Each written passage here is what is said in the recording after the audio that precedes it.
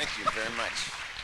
Used at the opening of the '96 Summer Games with the Boston Thank you for that really kind on CBS introduction. National. It is 10 minutes past Before I launch into the PowerPoint, I'm going to leave that up there for a little bit. I want to share a little bit about myself so that you don't have to read my introduction. So that I can explain to you why you should listen to anything it is that I have to say. And really, the reason I'm here today is because I have some addiction issues in my past. Now, I don't want to spend a lot of time going into the war stories or make light of my drug problem. I don't want to talk about how I became addicted or how addicted I became. What I just want to say is that by the time my drug problem brought me to the criminal justice system as a defendant, I had completely and totally destroyed my life using heroin and using cocaine. You know, I was an IV drug user, which meant I was injecting all my drugs at that point. I'd lost everything. I'd lost my home and my job and my car. But more importantly, I'd lost the respect of my family and friends, and I'd lost my self-respect. You know, so I was homeless, and I was living outside, and I was committing crimes every day just to pay for my drugs. And when I was finally arrested this last time, my public defender came into the jail cell, and he said, I don't have the discovery yet, but from what you've told me, and looking at the charge here, you've got a choice. You can do probation successfully, or you can go to prison, you know, for 4 to 12 years, because that's what you're facing. Now, at that point, I made this kind of very faithful decision, and I thought, man, I'm just going to kill myself. And I made that decision not because I wanted to die, and not because I wanted attention, but because I was scared to death of going to the Department of Corrections. And I knew, I really knew that I could not stop doing heroin and I couldn't stop using cocaine because I had tried too many times in the past. I'd been through rehabs. I'd been through inpatient treatment 4 different times. I'd been through the withdrawals, you know, the horrible opiate withdrawals on numerous occasions, and I was still really hopelessly locked in to my addiction. I always picture it like I had a chain wrapped around my neck. And that chain was tied to the back of a train, like 100-long train locomotive, much, much, much bigger than me. And it was moving slowly, so it wasn't dragging me. But no matter how I pulled against it, no matter how much I tried to turn around and walk in the other direction, it was laughable. You know, I was powerless against my addiction. So I really believed I cannot quit. I can't do it. And it's better to die on your own terms than go to prison on someone else's. So I started thinking about how exactly I was going to kill myself because I didn't want to screw that up. But before I died, I felt like it was really important for me to speak to my parents and let them know that none of this, none of the mess that I had made of my life had anything to do with them. That was really important to me. So I took the bus up to my parents' house, and my father was not there that day, but my mother was. And she let me in, which was a good sign because they had kicked me out of the house long ago and told me not to come back. And we sat down and we started talking about just how crazy things had gotten. You know, like how did we get to this point? And at one part of the conversation where I thought I could slip it in, I said to her, look, I just want you to know, if anything ever happens to me, none of this was your fault. None of this is on you or Dad. And I will say, I don't know how she knew because it was not that unimaginable that I would come to a bad end at that point in my life. You know, I had overdosed numerous times. I was sleeping by the side of the highway. I was hanging out with a lot of really sketchy people. So I thought that would go past her, and it didn't. I mean, it really didn't. She changed at that point, and she just kind of shifted. And the same way when it's a nice sunny day and a cloud covers up the sun and everything darkens a little bit, well, she darkened. And she got really intense, and she said to me, Alby, if you die, we're the ones who suffer, right? We're the ones who suffer. We're the ones who are left to pay the price. And that hurt. I mean, I just cracked. at that point. It was cathartic in a way because I realized at that point just what I had done to her and to my father and to the rest of my family. Basically, what you need to understand is that addicts lose the ability to see things, right? Things that should be so obvious and so clear, they can't see. And this guilt welled up in me at that point, and I felt as bad about myself as I ever have in my life, because I knew at that point I had done that to them because I wanted to feel good, because I wanted to get high. Now, I will tell you, I feel differently about that now. I know now that addicts don't do drugs to feel good. Addicts do drugs because they suffer and they're trying to kill that pain. That's why so many people with mental health issues become drug addicts. People with schizophrenia and bipolar disorder and PTSD and depression and anxiety. They're self-medicating. Same way with chronic physical pain. When you are in pain, feeling less feels good. But after a while, and it's very subtle, you get to the point where you're not feeling anything at all. But you don't know that, right? You don't know that until you feel something again. And that's where I was when my mother lit into me that day, So as I said, it was this really cathartic experience, and I said, all right, fine, I will try inpatient treatment again, and I will try methadone, and I will try whatever probation they offer me, But I said all these things really knowing that there was no way any of it was going to work because the addiction was just too strong. The chain around my neck was too much like a vice. So I went back to court. Then this was a month or so later. I went back to court and something different happened at that point. They put me into what at that point was a brand new probation called drug court. And in drug court, things started to happen for me. First of all, it wasn't enough that I just complied with probation. They required me to go to outpatient treatment on a very regular basis, and outpatient treatment was better for me than inpatient had been. And drug court, the drug court I was in, supported my use of methadone, which made it possible for me to focus on treatment and focus on putting my life back together instead of constantly worrying about going into withdrawals or constantly worrying about where I was going to get enough money to pay for my fix the next day. And drug court put a judge in front of me who knew me, right, and was putting very direct pressure on me to comply.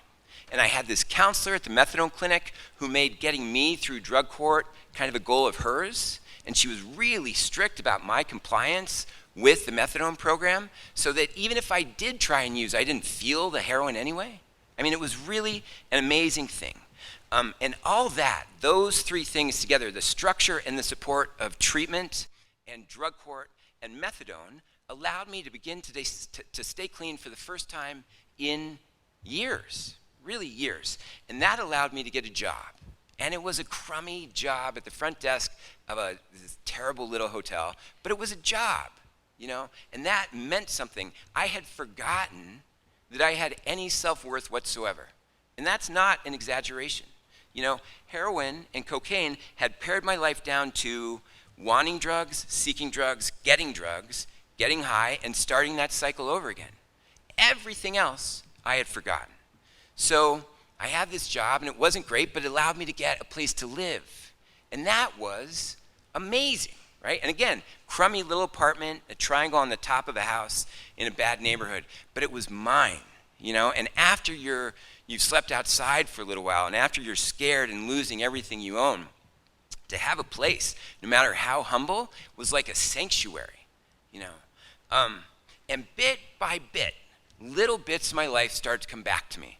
My family, for sure, came back first, and friends. I started to have some money in my pocket, but most importantly, what came back to me during that period was the desire to live for something other than doing drugs. Because before that, I couldn't see why anybody would ever want to live clean. This is how it looked to me.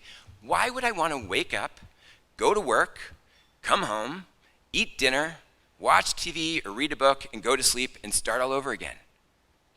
That seemed to me like, it just seemed so dull and so unexciting. I wanted nothing to do with it. But thanks to my methadone, the addiction was asleep for a little while I rediscovered all those things that make life great, like how great it is to go out for dinner, after a hard day's work, or to get up on a Saturday morning and go out for breakfast, or to go to the park with a happy dog and throw a tennis ball around, or to watch a really beautiful sunset or a beautiful sunrise, or to be there when a friend or a family member calls on the phone and really needs a shoulder to cry on, and you can be there to help them, or to be in a relationship that's meaningful. I'd forgotten any of those things existed. To me, again, life was just score, get high, score. That was it. So, life started to come back to me during what I call the methadone years. And about 5 years after my arrest, I had the opportunity to go to law school.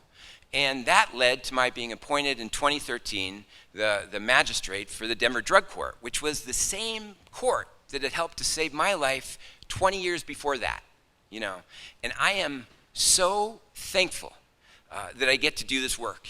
I work on a daily basis with people who are going through the same struggle that I really believe to be the greatest struggle of my life, and that thing that was the most formative. And as a result, I get to speak a lot about the opioid crisis.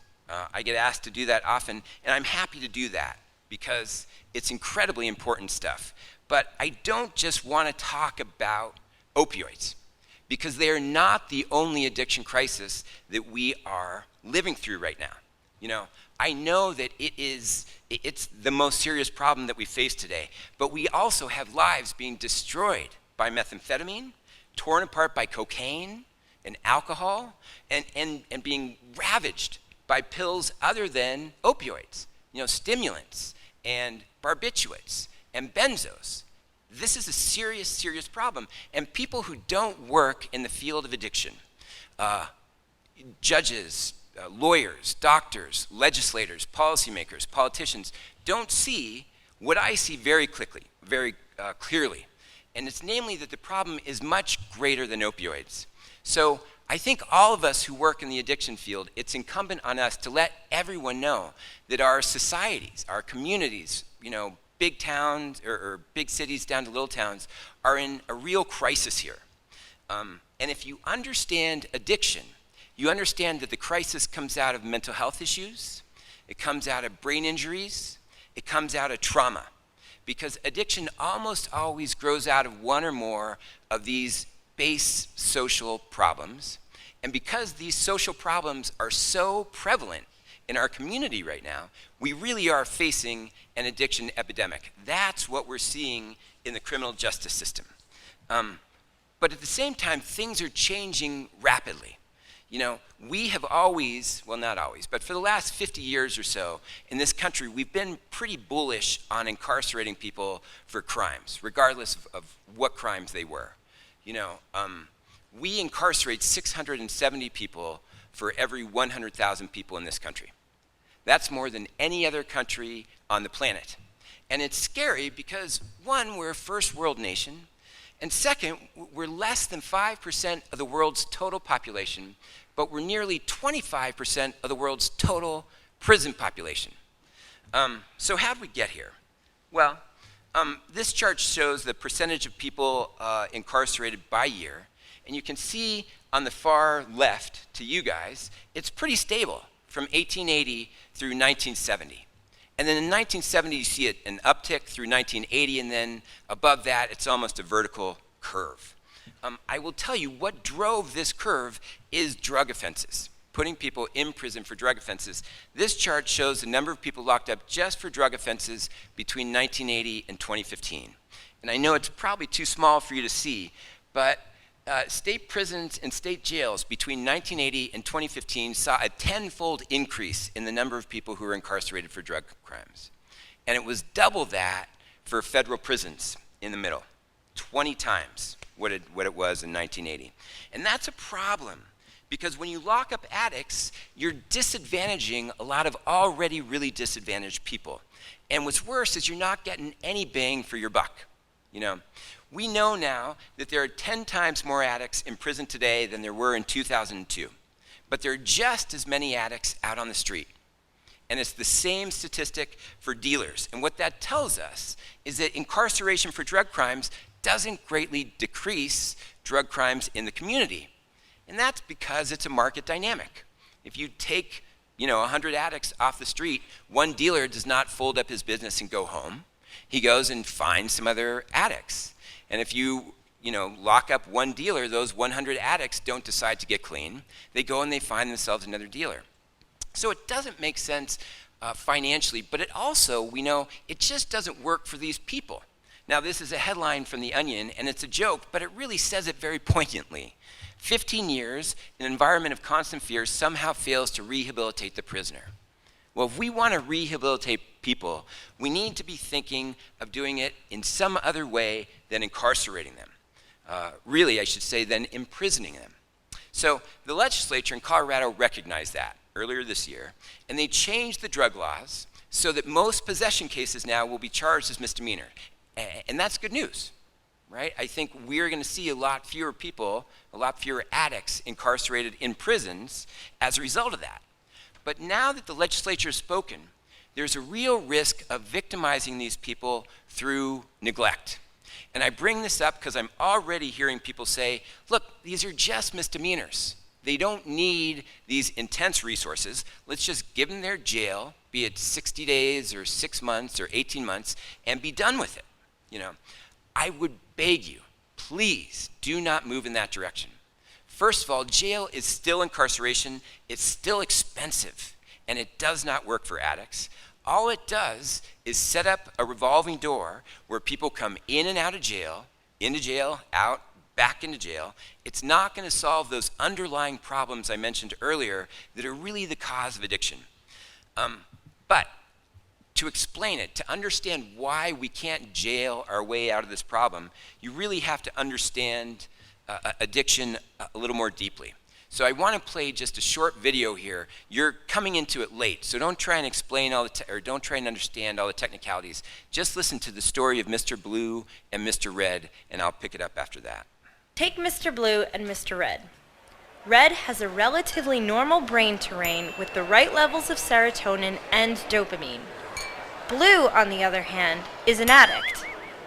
He has a nucleus accumbens hypersensitive to dopamine and low baseline serotonin levels. The two crave an ice-cold beer after work. At this point, both are craving in exactly the same way. The difference we see is after each gets what they want. Blue, with low serotonin, never feels satiated. So even when he has beer after beer, there is not enough serotonin to tell him he has had enough. On the other hand, Red wanted one beer, and one beer was enough. He had enough serotonin to make him feel satiated. The conclusion here, based on neurological and clinical research, is that a brain with a nucleus accumbens hypersensitive to dopamine plus low baseline serotonin levels equals addiction. So I like that for a couple reasons. First of all, it makes clear that we're talking about a brain issue here. It's a brain issue. Second of all, it makes the point that we are chemical beings. Each one of us. Let me put it this way. There's me, there's a guy standing next to me. What's the difference between us? We both have a brain that runs things autonomically. We both have a heart that's pumping our blood. We both have 2 eyes, a nose, and a mouth. The difference, much of it has to do, we know now, with chemicals in the brain and bacteria in the gut. But let's stay with chemicals in the brain. That's important because those chemical reactions, to a large extent, determine how we interact with the world. And those of us who work in the criminal justice system and in the public health system need to understand that we are interacting to a large extent with people who are chemically disadvantaged. And that because of those chemical disadvantages, these people have a really hard time coping just with their regular everyday lives. Now, this isn't that new a thought. Nixon knew this back in the late 60s and early 70s. He put together a drug task force and said, advise me on how I should handle this problem. And the task force said drug abuse, and I think today we'd say addiction, is largely a symptom of the inability, or the individual's inability to cope with the world, you know? So why is that important? It's important because what it tells us is that if we want to be successful, we need to stop viewing addicts as the cause of society's problems and realize that they're the result of society's problems. Now, Nixon was heading towards an election. He didn't really get this, and so he declared drugs as public enemy number one, and we get the beginning of an increase in incarceration for drug crimes like this. But, you know, naming drugs as the enemy, or drug addicts as the enemy, doesn't work. It's much better to realize that modern life, our modern life, produces people who are more likely to become addicted, and that we should work on strategies for effectively helping those people overcome those problems. Now, there is something I should say. I want to be clear. I'm talking about addicts here. People who have been using, people whose brains have been changed by addiction. That's different than a user. In my opinion, a user uses because they like the drug. That's the guy who goes out on a Friday night with a gram of Coke because it allows him to drink more, or because he wants to impress his friends. An addict is in a completely different position. The addict can't stop using without some assistance. That's part of the definition of addiction. So let's look at the definition of addiction. I would say, first of all, when you work in this field, you realize that everyone's got a different definition of addiction. I like this one because I think it's pretty all-encompassing, and it comes from the National Institutes of Health, which is a nonpartisan organization. So let me just read this. Addiction is a chronic, often relapsing brain disease that causes compulsive drug seeking and use despite harmful consequences to the addicted individual and those around him or her.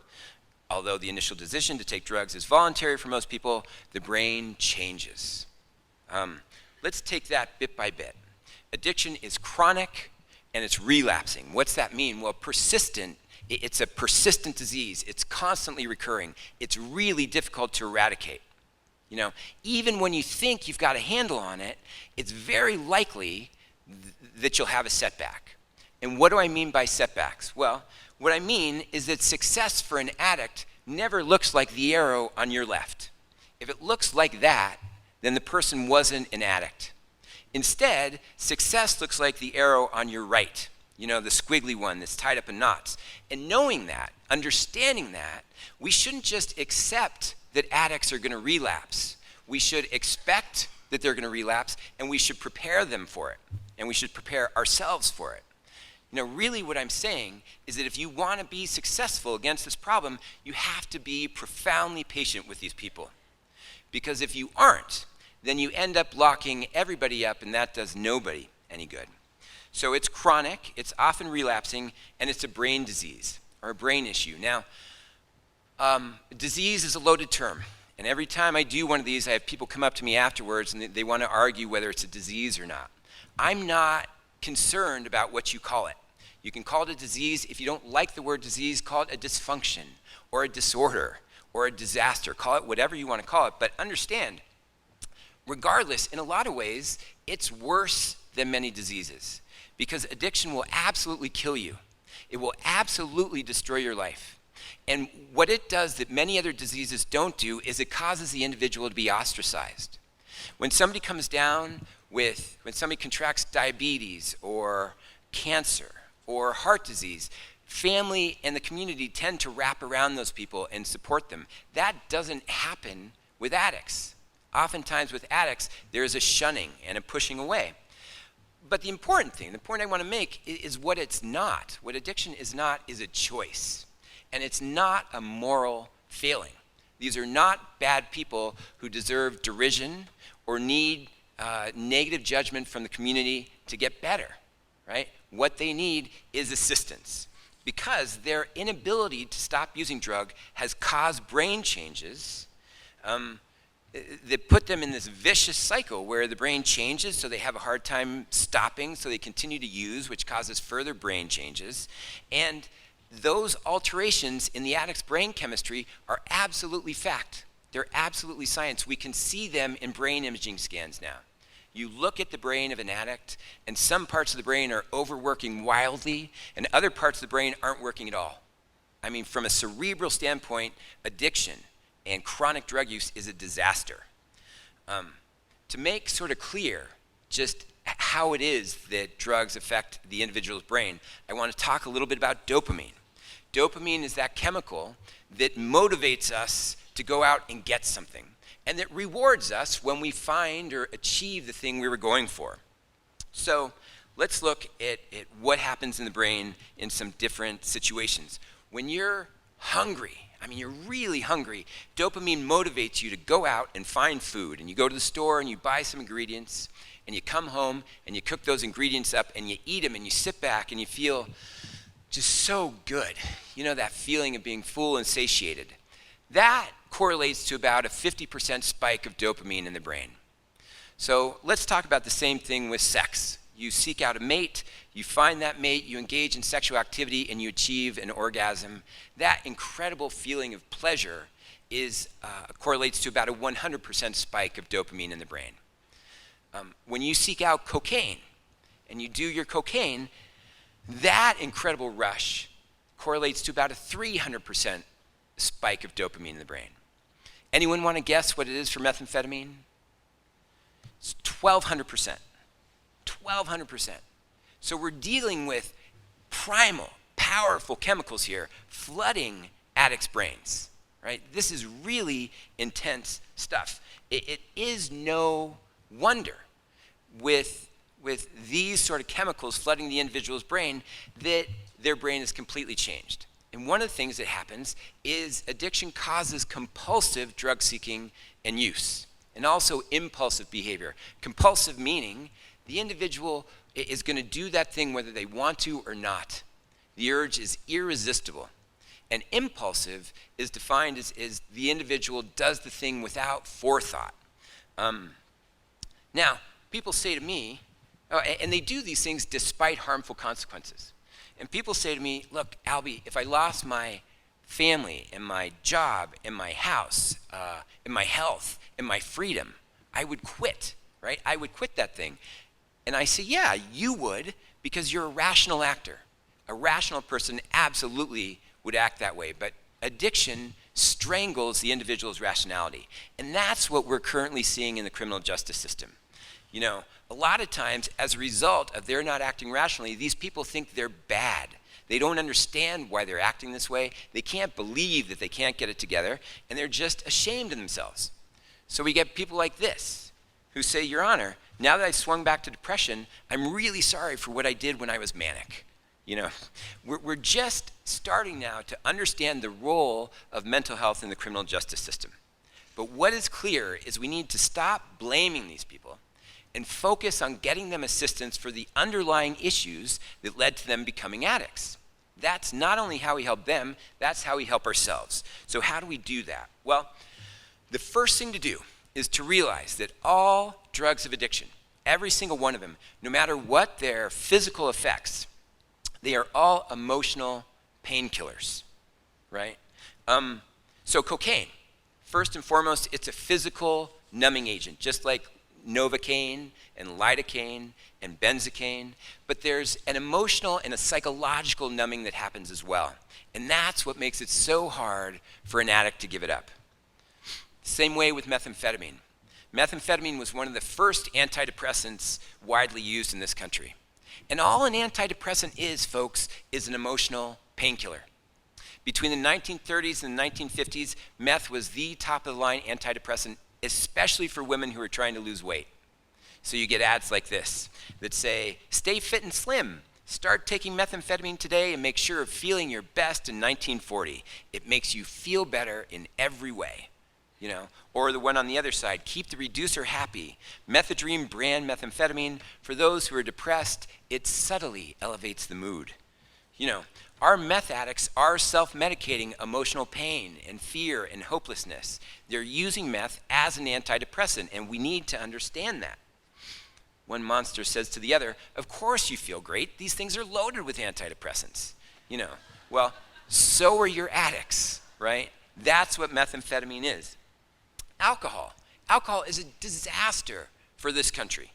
And there was a study 2 years ago that said I think 2 or 3 beers is as effective for killing pain as Tylenol, as acetaminophen. But as we all know, we use it as an emotional painkiller. When we've had a bad day, we say, man, I need a drink. Let's go get a drink. I got to numb this out. Which brings us to opioids. Same thing. Opioids are our greatest tool for killing physical pain. They're amazing. But they kill emotional pain too. And so they're going to act as antidepressants. And people who take them are going to depend on them as antidepressants long after their physical pain has resolved. And that's what doctors haven't always understood. They've said, okay, I'm going to give you oxycodone to help your back pain. But as soon as the back pain's gone, or they think the back pain should be gone, they rip those pills away, not understanding that the psychological addiction is every bit as strong, if not stronger. That is how we end up with all these heroin addicts, you know? And that's why the heroin addict, even when you've gotten them through the withdrawals, so that they're no longer physically addicted to the heroin anymore, they're still seeking that psychological numbing. And let me be clear, if you take away somebody's antidepressant without putting something else in its place, you lose. Thank you very much. You lose. So how do you help these people? What do you put in place of treatment? Well, what do you put in place of the addiction? Treatment, you know.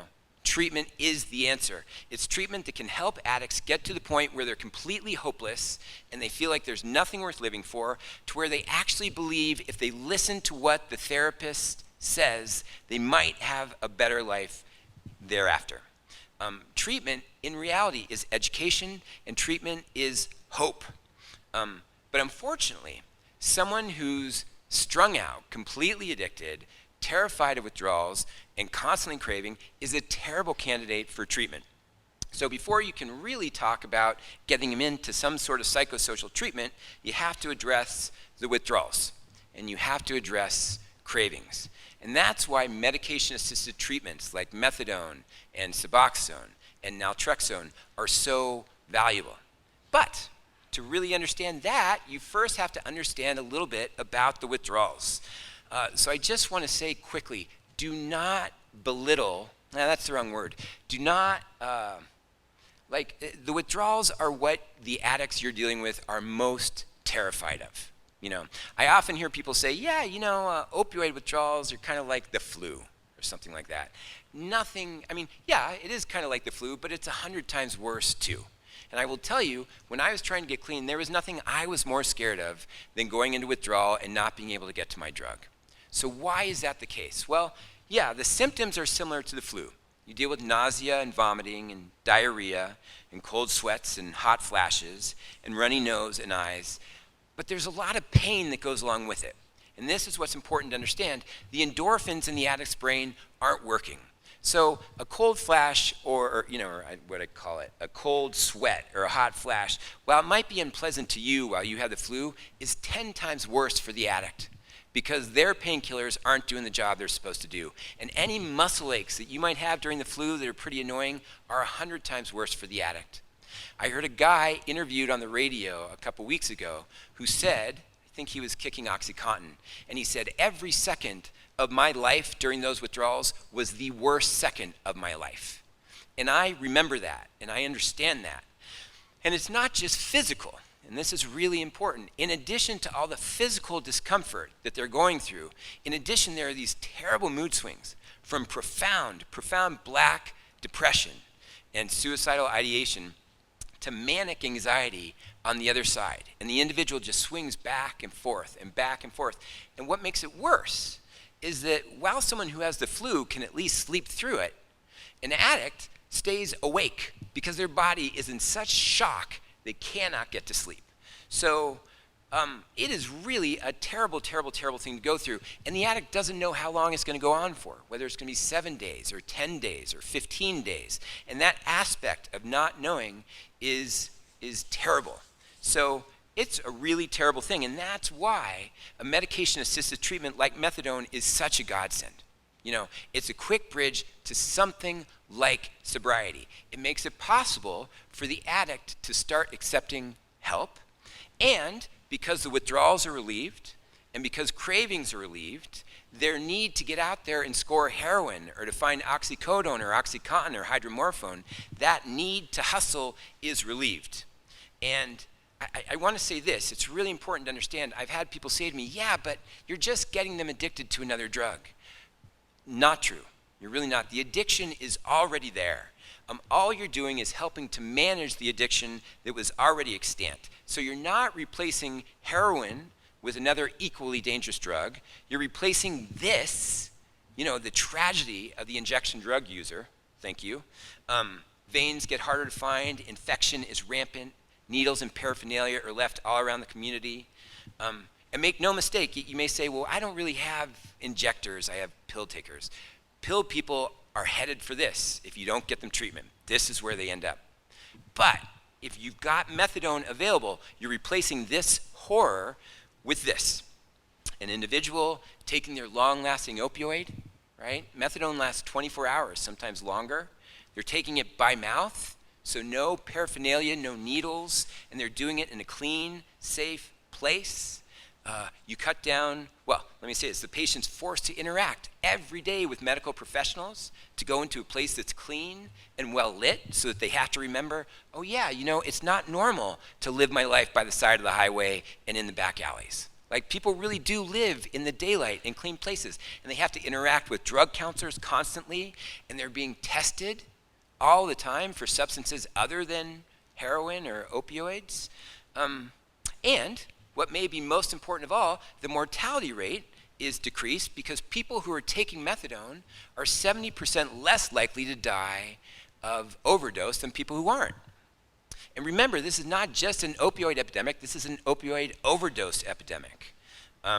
So it reduces chance of overdose, it reduces crime, because people on methadone aren't forced to be out there robbing 7-Elevens and burglarizing homes and shoplifting from stores and snatching purses. It reduces disease, because with less injection, anytime you can avoid breaking that skin barrier, you're going to have less tuberculosis, less hep C, less HIV, less heart and liver and kidney problems, way fewer skin problems. It improves, people just feel better, right? Because they can do those normal things they're supposed to do. They can go out and get a job.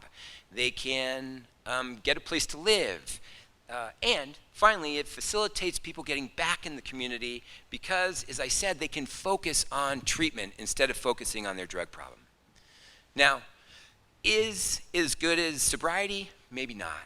Maybe not. But you're not going to be able to get your opioid addict from being strung out to sobriety without some sort of a bridge. You're just not going to be able to do it. Like I said before, they may get through the physical withdrawals, but the emotional and the psychological addiction is still going strong. So yeah, they're still going to be dependent, but if you're giving it to the right people, they already were. They already were. I'm running short on time, so let me see what we got here. Suboxone, another great medication-assisted treatment. It reduces cravings. It blocks the effects of opioids. The drawbacks are that oftentimes addicts are given 7 days' worth or 30 days' worth, and they'll sell that on the street, or they won't take it responsibly. You cannot depend on the addict to take something like Suboxone responsibly. Now, there are clinics these days that are dosing Suboxone every day. The addict has to come in. That, I think, is really worth a try. And quickly, I want to get in this naltrexone and Vivitrol. Naltrexone, if you have a problem with the addictive nature of Suboxone and methadone, this may be something you'd want to try. It's a non-addictive opioid antagonist, meaning it sits and it occupies the opioid receptor so the individual does not get high. And if the individual lapses and does heroin or drinks alcohol, because this works for alcohol as well, they won't feel the drug, or they shouldn't feel the drug. So that's great. It's got a lot going for it. There's a 30-day injectable form of it called called Vivitrol, which is really nice because then the individual doesn't have to go every day and you don't have to worry about them skipping a dose. But it's not good for pregnant women, and the individual has to be clean for 10 or 12 days before they can start the naltrexone, and most of your addicts, if indeed they are addicts, are not going to be able to get there. There's also a real risk for overdose with naltrexone because the individual is not going to feel the heroin they're shooting. So you have to be sure you're using this with people you think are pretty stable. But I just want to say this about medication-assisted treatments. They are great.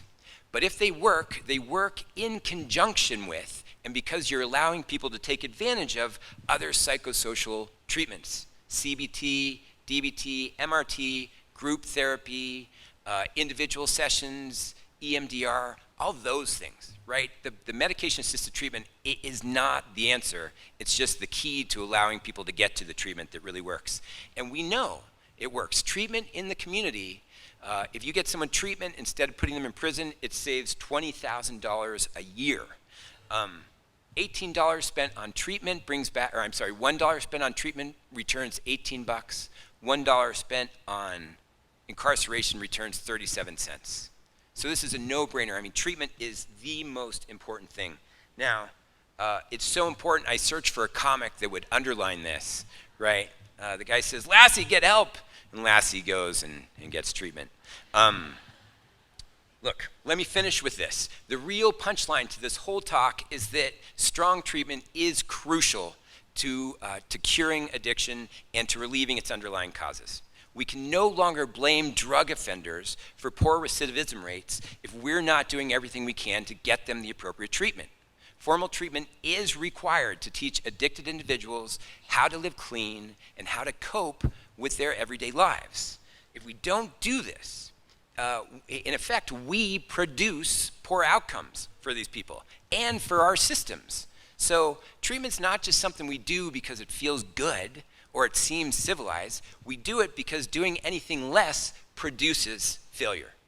In other words, if we don't do this well, we're not just not successful, we are in fact responsible for our continued low success rates. We're the adults in the room. We know too much to risk this lazy attitude of, look, let's just put these misdemeanants in jail. You know, if we do that, we create and we perpetuate the revolving door that we all hate. If we tell someone who's in pain to stop and they don't, and we don't address their pain and we tell them to stop again and they don't, and then we throw them in jail, who has the learning disability, right? Who failed there?